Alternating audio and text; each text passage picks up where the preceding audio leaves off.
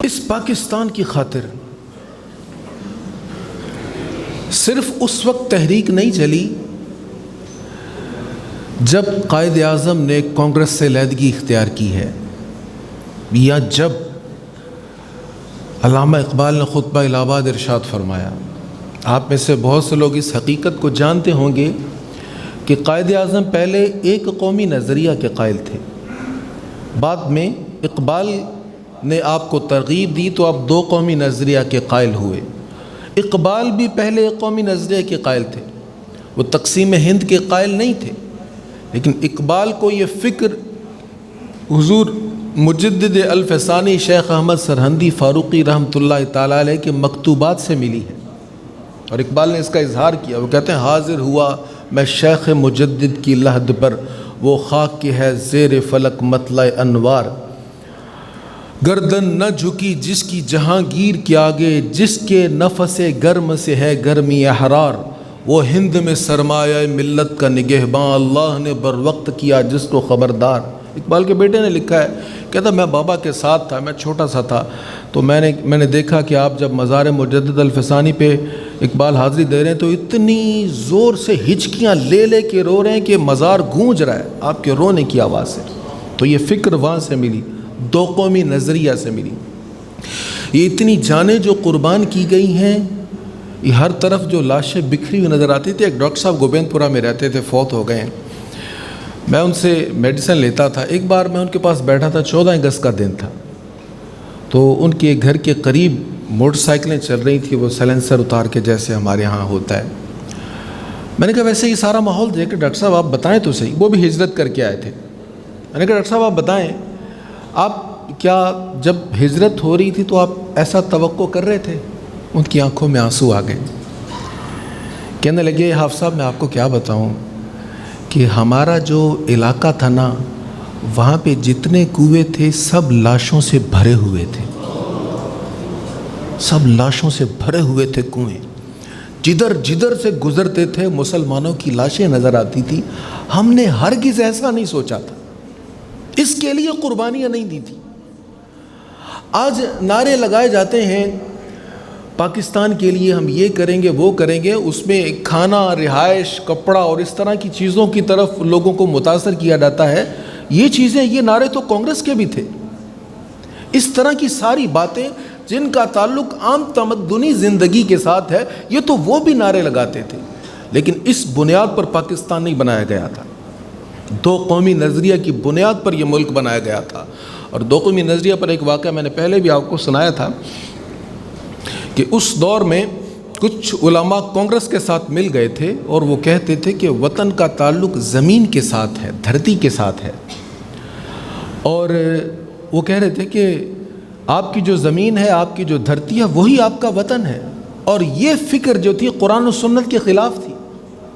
اقبال نے اس دور میں یہ کہا تھا، عجم ہنوز نداند رموز دین ورنہ، زدی و بند حسین احمد اینچ بلعجبیست، سرود برسر ممبر کے ملت از وطنست، چہ بے خبر ز مقام محمد عربیست۔ کہتے یہ ممبر پر بیٹھ کر حسین احمد مدنی صاحب کیا کہہ گئے؟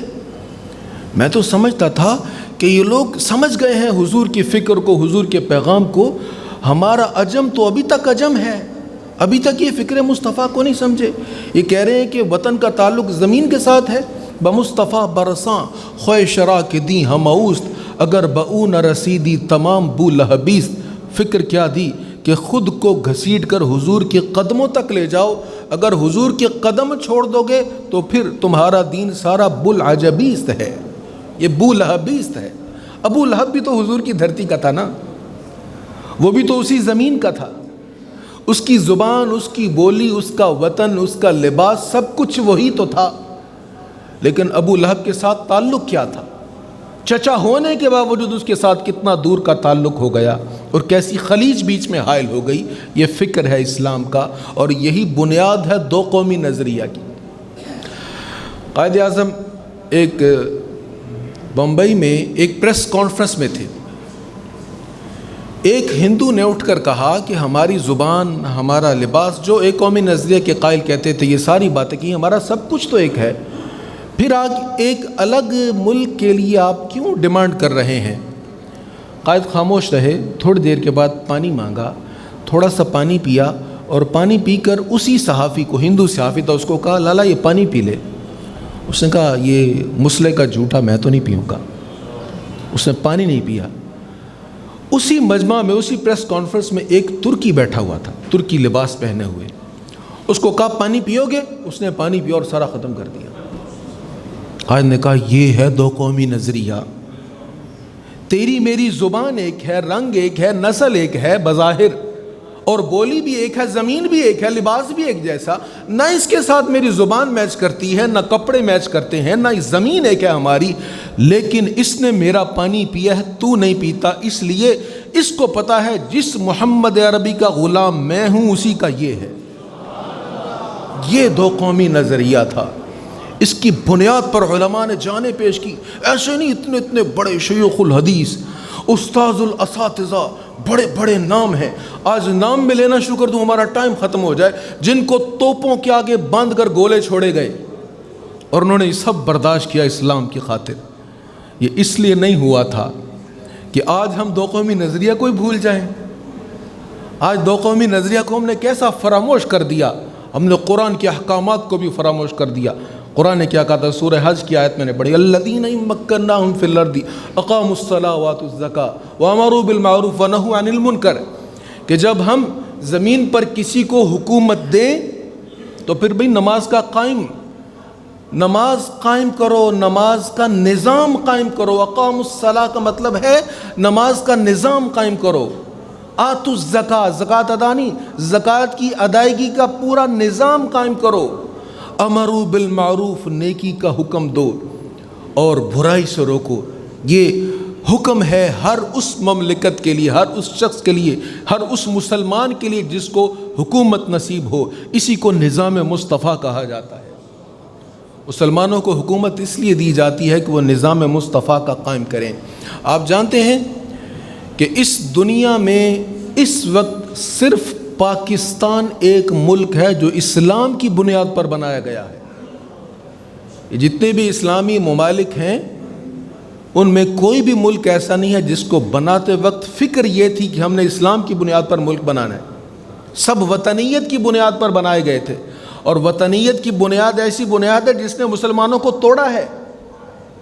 وہ جب سلطنت عثمانیہ ٹوٹی تھی، جب ایک ترکی سے 50 سے زیادہ ممالک بنے تھے، جب اقبال پھوٹ پھوٹ کے رویا تھا اور کہا تھا چاک کر دی ترک نادا نے خلافت کی قبا، سادگی مسلم کی دیکھ اوروں کی عیاری کی بھی دیکھ، اس دور میں اقبال نے ایک اور فکر لوگوں کو دی تھی۔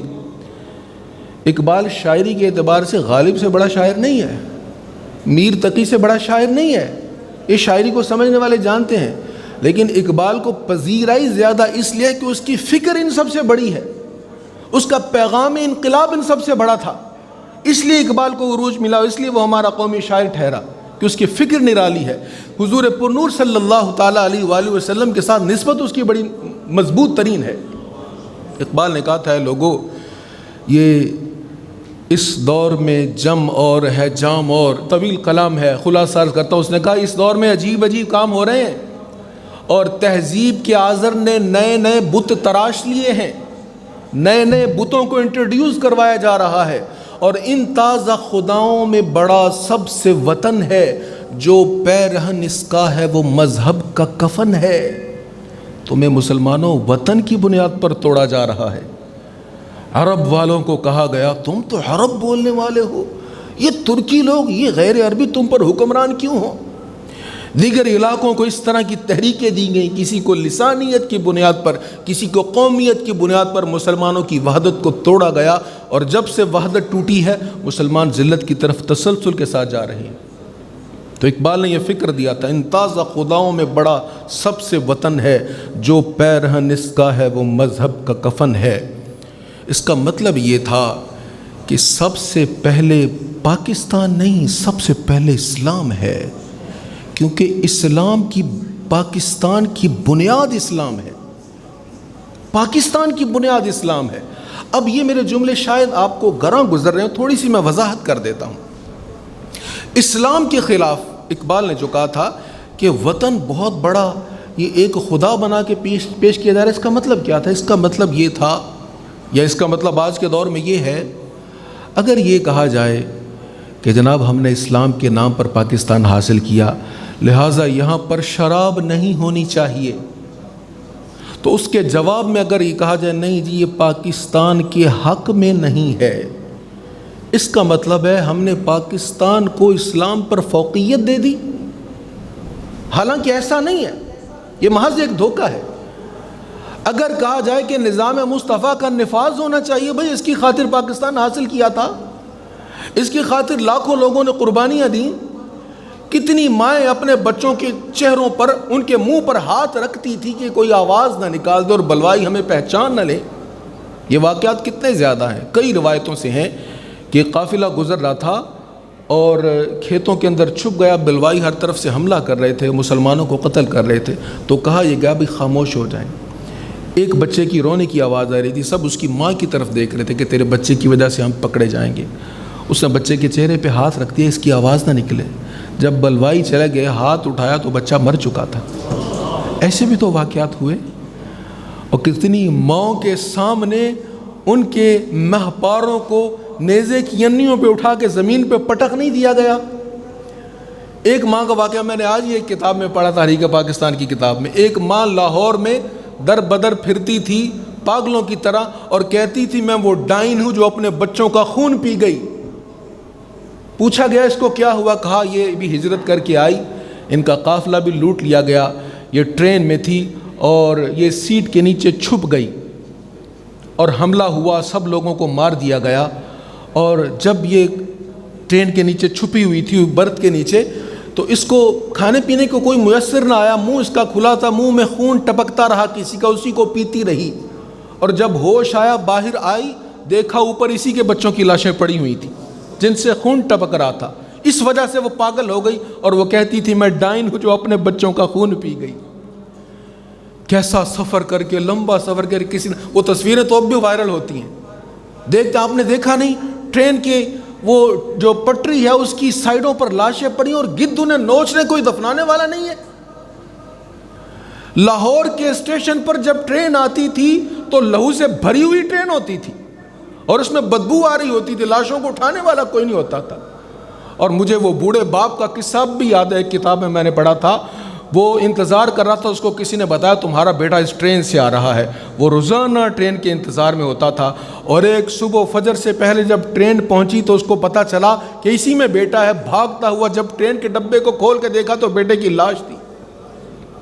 یہ سارا کچھ کیا صرف ایک زمین کا خطہ اور ٹکڑا حاصل کرنے کے لیے تھا؟ نہیں، یہ اسلام کی خاطر تھا۔ علامہ اقبال کا خطبہ الہ آباد یاد رکھیں، اور قائد کی وہ تقریر یاد رکھیں جب انہوں نے کہا تھا ہم ایک آزاد مملکت اس لیے حاصل کرنا چاہتے ہیں تاکہ ہم اسلام کو بطور تجربہ ساری دنیا کے سامنے پیش کریں۔ بوڑھے اپنے بچوں کو کہانیاں سنایا کرتے تھے کہ اگر پاکستان بن گیا پھر وہاں پہ نظام مصطفیٰ کا نفاذ ہوگا، رسول اللہ کے دین کے مطابق فیصلے ہوں گے تو پھر خوشحالی ہوگی، ایک ایسا ملک بنے گا کہ ساری دنیا پھر پاکستان آیا کرے گی، آ کر پوچھا کرے گی اور دیکھا کرے گی کہ نظام مصطفیٰ کیسا ہوتا ہے، اور ساری دنیا اس کو دیکھ کر فالو کرے گی اور اس کے مطابق پوری دنیا میں انقلاب آئے گا۔ یہ ایک تصور تھا پاکستان کا، اس مقصد کے لیے پاکستان کو حاصل کیا گیا تھا۔ آج جب ہم اس نظریہ کو بھلا دیتے ہیں، اور یاد رکھیں یہ بھی کہ جب نظریہ فراموش ہو جائے نا تو پھر سرحدوں کی کوئی حیثیت نہیں رہتی۔ جب ہم کہتے ہیں کہ بھئی ہم سب ایک ہیں، ہمارے کھانے ایک ہیں، ہم سب کا ایک جیسا ہے، صرف ایک بیچ میں دیوار ہی تو ہے، بھئی یہ دیوار نہیں ہے، ایک بہت بڑا نظریہ ہے۔ یہ 14-15 لاکھ لوگوں کی قربانیاں بلا وجہ نہیں تھیں، زمین کے ٹکڑے کے لیے نہیں تھی، اس نظریہ کی خاطر تھی کہ ہم ایک مسلمان ملک ہیں اور اسلام کی تجربہ گاہ یہاں بنانا چاہتے ہیں۔ آج حالات آپ کے سامنے ہیں، اسلام کا نام سے ہمیں چڑ ہو گئی، میڈیا پر اسلام مخالف باتیں بڑی ڈھٹائی کے ساتھ کی جاتی ہیں، اور جو نظریہ اسلام کے خلاف اس کو پیش کیا جاتا ہے۔ نماز قائم کرنے کی بات نہیں ہوتی، زکوٰۃ کی بات نہیں ہوتی، اس کے متصادم ساری باتیں ہو جائیں گی۔ قرآن کریم نے بارہا کہا لا تقربوا الزنا، زنا کے قریب نہ جاؤ۔ مردوں اور عورتوں کو نگاہیں جھکانے کا حکم ہے۔ یہاں ہمارے میڈیا پر ایک بات یہ خبر آ گئی کہ فلاں یونیورسٹی میں چانسلر صاحب نے کہا ہے کہ اگر کوئی سر پہ چادر یا دوپٹہ پہنے گی کوئی خاتون، اس کو 5 نمبر اضافی ملیں گے۔ اس پر پورے میڈیا پر شور مچ گیا۔ یہ اس ملک میں ہوا جو ملک اسلام کی بنیاد پر حاصل کیا گیا، اسلام کے نام پر حاصل کیا گیا۔ آج یہاں پر سود معمولی بات سمجھی جانے لگی، جس کو اعلان جنگ کہا گیا وہ کوئی معمولی بات ہے، اس کا مسئلہ ہی کوئی نہیں ہے۔ عزیزان گرامی، نظریہ پاکستان یاد رکھنا بہت ضروری ہے، اپنے بچوں کو پڑھانا بہت ضروری ہے، وگرنہ وہ شہداء کی روحیں ہم سے سوال کر رہی ہیں کہ ہم تو شہید ہو گئے، ہم تو لٹ گئے، ہمارا تو سب کچھ لٹ پٹ گیا، اور آج تم اس نظریہ کو ہی بھلائے بیٹھے ہو۔ آج تمہیں خبر ہی نہیں کہ ہماری جانیں کس لیے قربان ہوئی تھیں، لاکھوں بیٹیوں کے جسموں کو نوچ نوچ کر کیسے کاٹا گیا، تمہیں خبر ہی نہیں، تم بھول گئے ان سب باتوں کو۔ آج یہ سب یاد کرنے کی ضرورت ہے۔ آج صرف خوشیاں منانے کا دن نہیں ہے، اپنے بچوں کو یہ سمجھانے کا دن ہے کہ ہمیں ایک ملک ملا تھا اور ہم نے اللہ سے وعدہ کیا تھا کہ ہمیں ملک ملے، وہاں پر ہم اسلام کا نفاذ کریں گے، نظام مصطفیٰ کا نفاذ کریں گے۔ اللہ ہمیں اس کی توفیق نصیب فرمائے۔ ہم آج سے آغاز کر دیتے ہیں، پورے ملک کی بات ہے، ہم اپنی ذات سے شروع کرتے ہیں۔ آج ہم اپنی ذات پر نظام مصطفیٰ کا نفاذ کریں گے، اپنے گھروں میں نظام مصطفیٰ کے نفاذ کا آغاز کریں گے، انشاءاللہ خوشبو پھیلتی جائے گی۔ اللہ تحریک پاکستان کے شہداء کے درجات کو بلند فرمائے۔ وآخر دعوانا الحمدللہ رب العالمین۔